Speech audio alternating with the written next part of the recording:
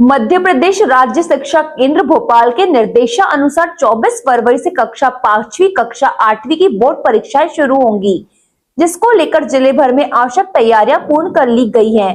बता दें कि शासन के निर्देश के तहत कक्षा 5वीं की परीक्षा 1 मार्च तक, तो वहीं कक्षा 8वीं की परीक्षा 5 मार्च तक चलेगी। इन परीक्षाओं के सफल आयोजन के लिए जिले में 273 परीक्षा केंद्र बनाए गए हैं।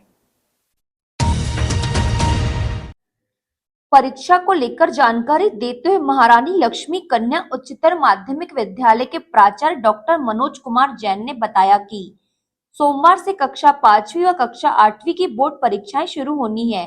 उनके स्कूल को भी परीक्षा केंद्र बनाया गया है। इसी परीक्षा केंद्र में 9 विद्यालयों के करीब 522 बच्चे परीक्षा देने बैठेंगे। इसमें कक्षा 5वीं से 209 बच्चे, तो वहीं कक्षा 8वीं के 313 बच्चे परीक्षा देंगे, जिनके बैठने की व्यवस्था बनाई गई है। प्रत्येक कक्ष में आवश्यक इंतजाम कर लिए गए ताकि परीक्षा शांतिपूर्ण ढंग से नियमों के अनुसार संपन्न कराई जा सके।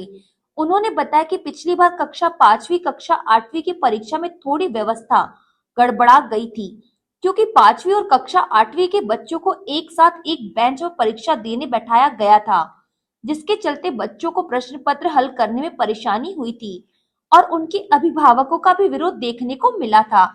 उस गलती से सबक लेते हुए इस बार कक्षा 5वीं और कक्षा 8वीं के बच्चों के बैठने की अलग अलग व्यवस्था बनाई गई है।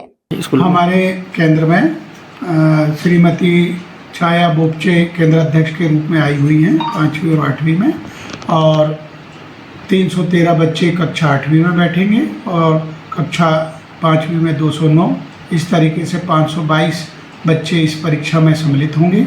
2 बजे से 5 बजे तक संपूर्ण कमरों में रोल नंबर डालने की व्यवस्था कर दी गई है और नियमित सभी शिक्षक लगा दिए गए हैं। 9 विद्यालय यहाँ परीक्षा में शामिल होंगे और सभी इन्विजिलेटर, प्रत्येक कमरे में 2-2 इन्विजिलेटरों की ड्यूटी लगा दी गई है। उनको प्रशिक्षण भी दे दिया गया है ताकि परीक्षा के दौरान किसी भी प्रकार की कोई त्रुटियाँ ना हो।